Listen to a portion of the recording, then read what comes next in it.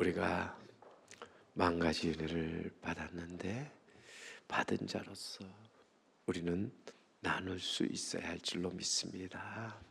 우리는 나누어주는, 베풀어주는 삶을 사는 우리 성도 여러분, 그리고 우리 제3교회가 되기를 간절히 소망합니다. 사람이 언제 행복할까? 사람이 사랑을 받고 또 인정을 받을 때 행복해진다 하는 거죠. 또 감사하는 마음이 그 속에서 넘쳐 흐를 때 행복해집니다. 그리고 나의 것을 기꺼이 이제는 나누어 줄 때 행복해진다 하는 것이죠. 사랑과 그러기에 감사의 나눔은 하나님을 기쁘시게 하고 사람을 행복하게 하며 또 세상을 아름답게 만들고 또 교회를 교회되게 만드는 비결이라 하는 것이죠. 우리의 삶을 더욱더 생명력 넘치는 살아있는 삶이 되게 하는 귀한 능력입니다.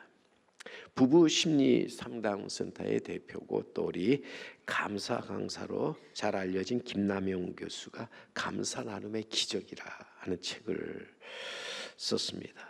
거기서 그는 감사는 나누면 나눌수록 그 효과는 2배에서 3배로 증가한다 하면서 행복을 갑절로 불러오는 감사 나눔의 기적을 체험하는 그러한 사람이 되자고 그는 말하지요.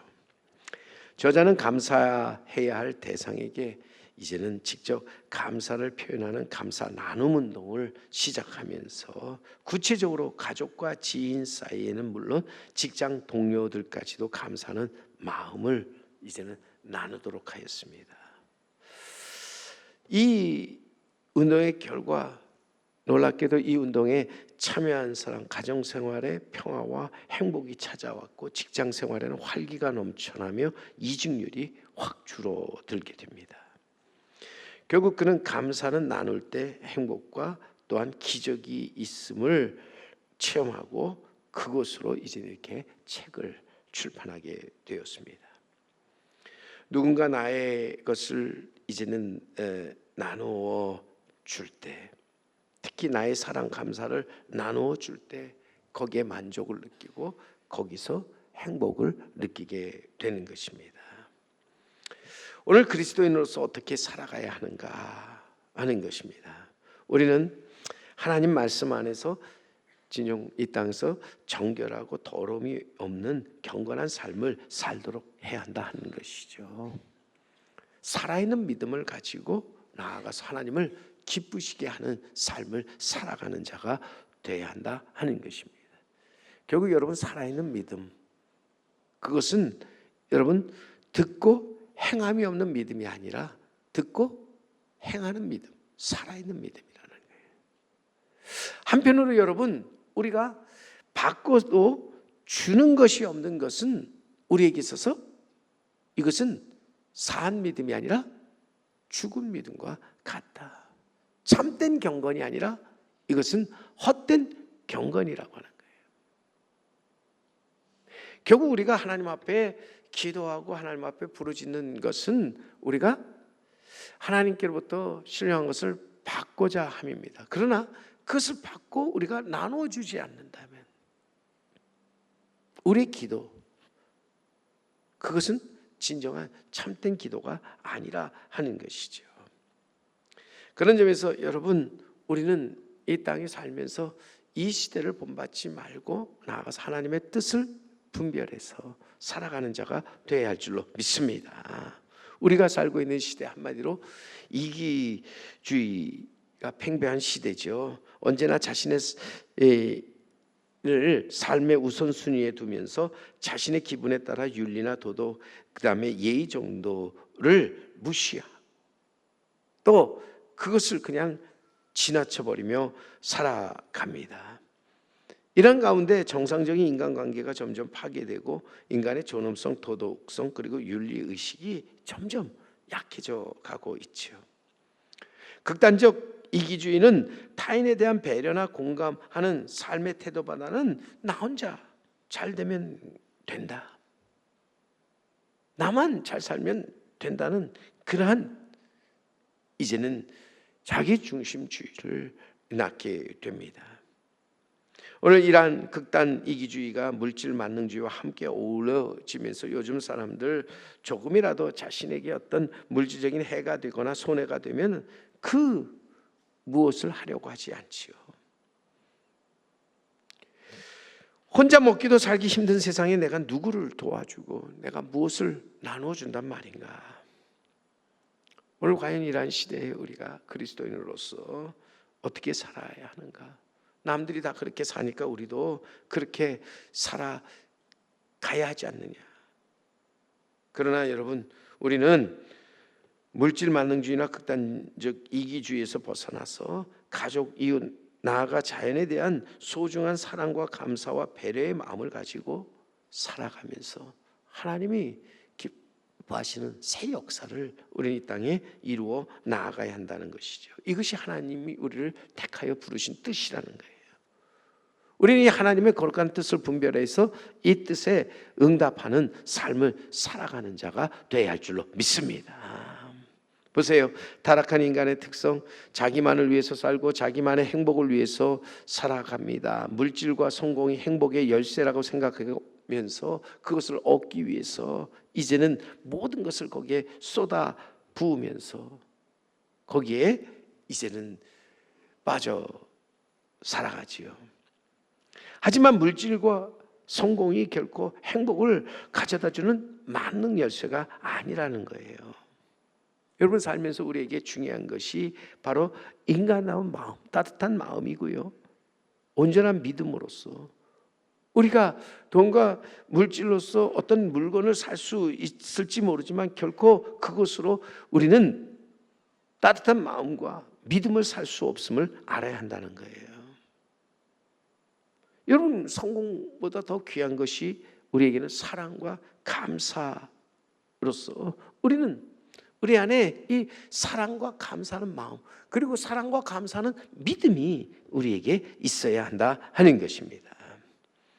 인생의 목적을 돈이나 명예, 성공에 두는 사람은 결국 물질 만능주의와 극단 이기주의의 노예로 살아갈 수밖에 없는 것이죠. 그의 인생이 달려도 허무할 뿐이라 하는 것입니다. 바울은 예수님을 만나 그의 말씀에 따라서 살면서 인생의 목적이 180도로 바뀌게 되었습니다. 그는 명예나 물질이나 성공에 연연하지 않고 그는 스스로 모든 욕심에서 벗어나 나아가서 천막을 만드는 것으로 돈을 벌었고, 그리고 연약하고 가난한 자를 도와주었습니다. 그는 하나님이 주신 모든 것을 나의 것이라고 생각하지 않고 이제는 기꺼이 필요한 사람들에게 그것을 나누어 주는 삶을 살았다 하는 것입니다. 한마디로 바울은 하나님의 청지기로서 본인이 받은 주님의 크신 은혜와 사랑에 감격 감사함으로써 그는 인간의 욕심 교만으로부터 벗어나 이기적이 아닌 이타적인 삶을 살았다 하는 것이죠. 그는 받은 것에 대해서 이제는 그것을 가지고 나누어 주는 그러한 삶을 살았다 하는 것입니다. 오늘 분명히 이것이 진정 하나님의 말씀에 따르는 참된 경건이라, 어찌 보면 이것이 살아있는 믿음이라 하는 말이죠. 세상 사람들은 남들보다 더 높이 되고 남들보다 더 많이 가지며 더 빠르게 나아가는 것을 보고 성공이라고 그렇게 이제 말들 하지요. 이것이 잘 사는 것이라고 그렇게 이제 이야기합니다.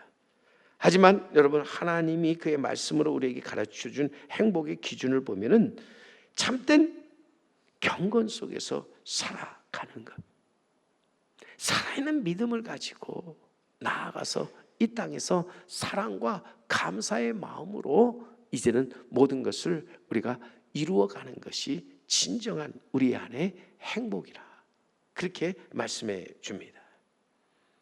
그러므로 여러분, 우리 하나님의 택하사 하나님의 거룩하고 사랑받는 자녀들 자들은 부르심을 받은 가운데 그 참된 경건한 믿음 속에서 살면서 언제나 나 중심 속에서 벗어나 하나님과 다른 사람을 위하는 그런 삶을 사는 자가 되어야 한다. 결국 이기적인 삶이 아니라 이타적인 삶을 살아가도록 해야 한다 하는 것입니다. 우리는 받는 것보다 주는 것을 더 좋아하는 삶을 살아가는 자가 되어야 한다 하는 것입니다.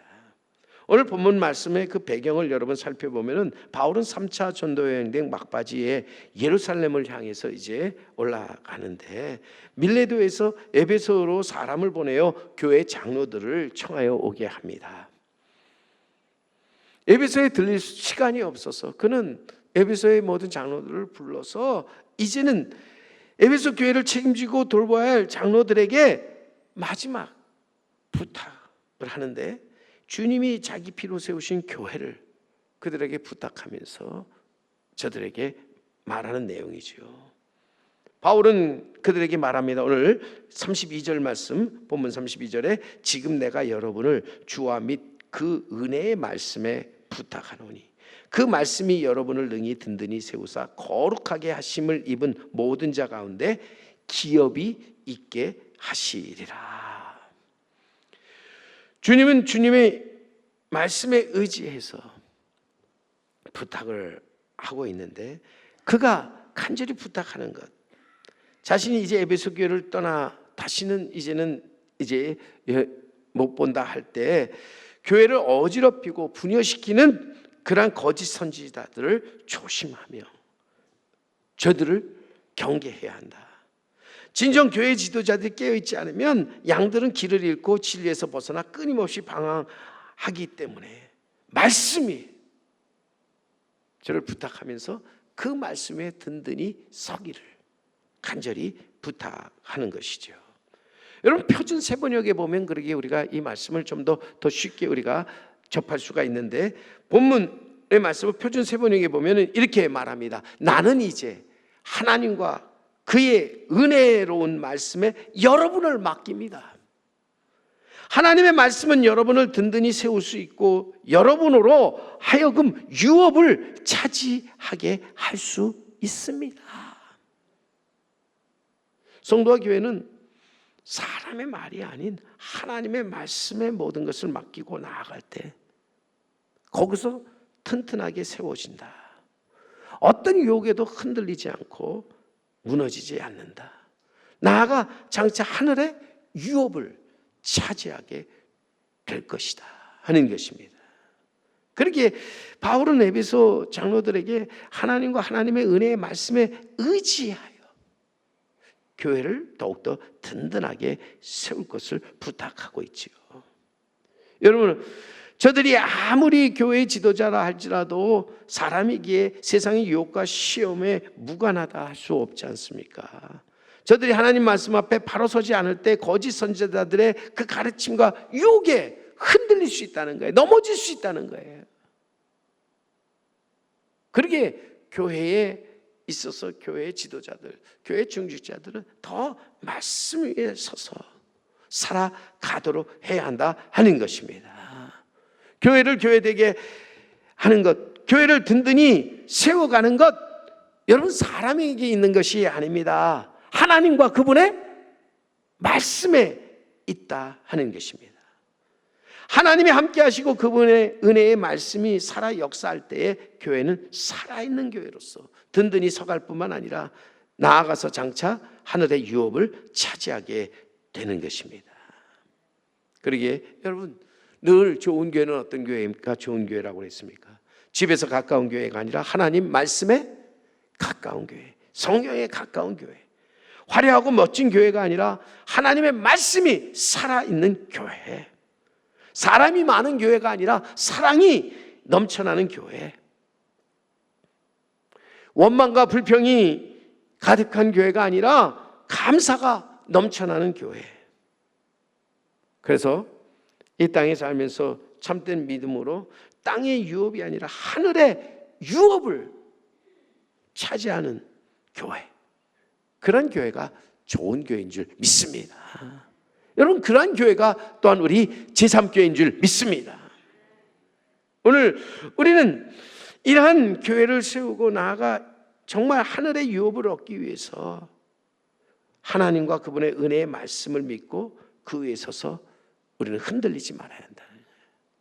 우리 모든 것을 그의 말씀에 이제는 맡기면서 살아가도록 해야 한다 하는 것입니다. 오늘도 여러분, 우리가 그 말씀을 멸시하지 않고 말씀에 이끌려 사는 삶을 살아갈 때 우리는 그 말씀을 통해서 든든히 세워질 뿐만 아니라 그 말씀을 통해서 이제는 장차 하늘의 유업을 차지하게 될 줄 믿습니다. 오늘 그러기에 이러한 확신을 가진 바울의 고백을 보세요. 오늘 20장 33절로부터 35절에 분명히 바울은 이렇게 자신의 이야기를 합니다. 내가 아무의 은이나 금이나 의복을 탐하지 아니하였고 여러분이 아는 바와 같이 이 손으로 나와 내 동행들이 쓰는 것을 충당하여 범사에 여러분에게 모본을 보여준 바와 같이 수고하여 약한 사람을 돕고 또 주 예수께서 친히 말씀하신 바 주는 것이 받는 것보다 복이 있다 하심을 기억하여야 할지니라. 바울은 다메섹 도상에서 주님을 만난 이후에 하나님 말씀과 주님이 맡겨주신 사명에 이끌려 살면서 오직 그는 물질을 탐하지 아니하였다. 필요한 모든 것을 스스로 충당하며 살면서 거기서 늘 만족, 감사, 기쁨을 가지고 살았다. 그는 힘든 중에도 약하고 가난한 자를 도우면서 경건한 삶을 살았다고 하는 거예요. 주는 삶을 살았다는 거예요. 여러분, 우리에게 참된 믿음, 참된 경건이 무엇이냐 할 때 여러분, 도와주는 거예요. 나누어 주는 거예요. 아무 조건 없이 주는 거예요. 거저 받았으니 거저 주는 것. 바울은 에베소 장로들에게 그러기에 하나님 말씀에 저들을 이제는 간절히 맡기면서 주 예수께서 친히 말씀하신 바 주는 것이 받는 것보다 복이 있다 하심을 기억하라고. 이 말은 결국 이제부터 살면서 너희는 하나님께로부터 많은 것을 받았으니 이제는 주라 명하는 거죠. 바울은 분명 하나님의 청지기로서 자신이 받은 주님의 크신 은혜와 사랑에 감격하고 감사하면서 인간의 욕심과 교만으로부터 벗어나 이기적이 아닌 이타적인 삶을 살았습니다. 그러면서 이제는 에베소 장로들에게 또한 이렇게 이기적이 아닌 이타적인 삶을 살 것을 강하게 권면하고 있는데, 이타적인 삶을 살면서 우리가 기억해야 할 우리 주님의 말씀이 무엇입니까? 주는 것이 받는 것보다 복되다. 우리가 하나님을 생각할 때 하나님은 어떤 분이신가? 하나님의 속성은 주는 데 있다. 사랑 가운데 아낌없이 나누어 주시는 것이 하나님의 크신 그 사랑입니다. 요한복음 그러기 3장 16절, 우리가 복음 중에 복음이라고 부르는 요한복음 3장 16절에 하나님이 세상을 이처럼 사랑하사 독생자를 주셨으니, 우리 하나님은 어떤 분이시다? 우리에게 가장 좋은 것을 주시는 하나님. 이는 그로 그를 믿는 자마다 멸망하지 않고 영생을 얻게 하려 하십니다. 하나님이 우리에게 독생자를 보내주셨는데 그것은 분명히 믿는 자로 하여금 멸망하지 않고 영생을 얻게 하려 하십니다. 또한 이는 심판하려 하심이 아니라 구원을 받게 하려 하십니다. 나아가 죄의 문제를 단 한 번에 해결하셔서 이제는 우리를 하나님의 자녀 되게 하시고 우리를 천국으로 인도하기 위하심이라 하는 것입니다. 여러분, 우리에게 있어서 정말 하나님은 가장 귀한 것을 우리에게 주셨다. 바로 그의 아들, 하나밖에 없는 아들 예수 그리스도 우리에게 보내주셨는데 세상에 그 무엇과도 바꿀 수 없는 가장 귀한 선물이지요. 가장 귀한 은혜라고 하는 것입니다. 여러분, 우리는 하나님 뭔가 부족해서 우리에게 받기를 원하시는 분이 아니라는 거예요. 하나님은 우리를 위하여서 항상 주시기를 원하시는데 좋은 것 주시기를 원하시는 하나님이라고 하는 거예요. 그것도 아무 대가 없이 우리에게 주시기를 원하시는 하나님. 이 은혜를 아는 사람은요, 마땅히 이 하나님이 주신 모든 것에 대해서 감사할 줄 알 뿐만 아니라 그것을 받아서 우리는 그것을 나누어 주면서 살아가도록 해야 한다는 것이죠. 여러분, 다시 한번, 그렇게 받기만 하고 주기를 싫어하는 사람 어리석은 사람이에요. 그리고 나아가서 우리가 이 땅에서 받고도 주는 것이 없는 믿음, 그것은 어떤 믿음이에요? 죽은 믿음이에요. 그리고 우리가 또한 받고도 주는 것이 없는 경건, 그것은 또한 헛된 경건이라 하는 것입니다. 오늘 그러기에 우리가 이 땅에 나아가서 받았기에 우리는 당연히 주되, 우리는 주는 것이 받는 것보다 복이 있다는 말씀을 기억하면서 살아가는 자 되어야 할 줄로 믿습니다. 자, 예수님 세상에 오셔서 하나님의 말씀을 가르치시고 복음을 전하시면서 모든 이제 약한 것과 병을 고쳐 주셨습니다. 죽은 자를 살리시고 귀신을 쫓아내셨습니다. 그리고 제자들을 이제는 택하여 부르신 가운데 그들을 세상으로 내보내시면서 가서 너희도 주라 이렇게 말씀하시는데, 여러분 마태복음 10장 8절에 가보세요. 거기에 분명히 우리 주님 병든 자를 고치며 죽은 자를 살리며 나병한 자를 깨끗하게 하며 귀신을 쫓아내되 너희가 거저 받았으니 거저 주라. 여기서 주님이 하시는 말씀이 뭐예요? 너희가 거저 받았으니 거저 주라. 우리가 받은 것이 어느 우리의 공로나 우리의 노력, 우리의 수고에 의해서 받은 것이 아니라 우리를 거저 받았기에 거저 주어라. 그리고 누가복음 6장에 또한 주님은 이렇게 말씀합니다. 주라. 그리하면 너희에게 줄 것이니 곧 후이되어 누르고 흔들어 넘치도록 하여 너희에게 안겨주리라. 여러분, 주님의 말씀을 한마디로 우리가 요약하면 우리에게 뭐라고 말씀합니까? 주라 말씀합니다. 우리가 이 말씀을 듣고 나아가서 이 말씀에 따라 하나님께로부터 받은 사랑과 감사를 우리는 또한 나누어 주는 자 되어야 할 줄로 믿습니다. 우리가 나누어 준다고 생각할 때 항상 물질부터 생각합니다. 돈을 먼저 생각합니다. 그래서 나는 가난하니까 나는 나눠 줄 것이 없습니다 말을 하는데, 여러분 얼마나 잘못된 생각입니까? 그는 도와줄 것이 없는 것이 아니라 도와줄 마음이 없는 거예요. 우리는 따뜻한 말 한마디가 상대에게 큰 도움을 줄 수 있고 우리의 작은 미소 하나가 상대에게 큰 힘이 될 수 있다. 상대를 붙잡아주는 우리의 작은 손길이 상대를 죽음에서 건져낼 수 있다는 것을 우리는 기억해야 한다 하는 것입니다. 그러기에 사랑하는 성도 여러분, 우리는 주님의 명령에 따라서 나아가서 주는 자가 되어야 할 줄로 믿습니다. 무엇보다도 우리가 나아가서 주되 우리는 나아가서 복음을 전하고 나누어 주는 삶을 살아가야 한다. 왜요? 우리에게 가장 귀중한 것, 그것은 바로 복음이잖아요. 하나님이 이것을 우리에게 선물로 주셨는데 이 복음을 소유한 자가 복 있는 사람이라는 거예요. 여러분, 이 복음으로 말미암아 우리는 변화를 받고 치유를 받고 자유하는 자로서 살아가게 되죠. 우리는 이 복음으로 말미암아 구원을 받고 영생을 얻고 천국에 들어가게 된다 하는 것이죠. 우리는 이 복음을 분명히 받았는데 거저 받았습니다.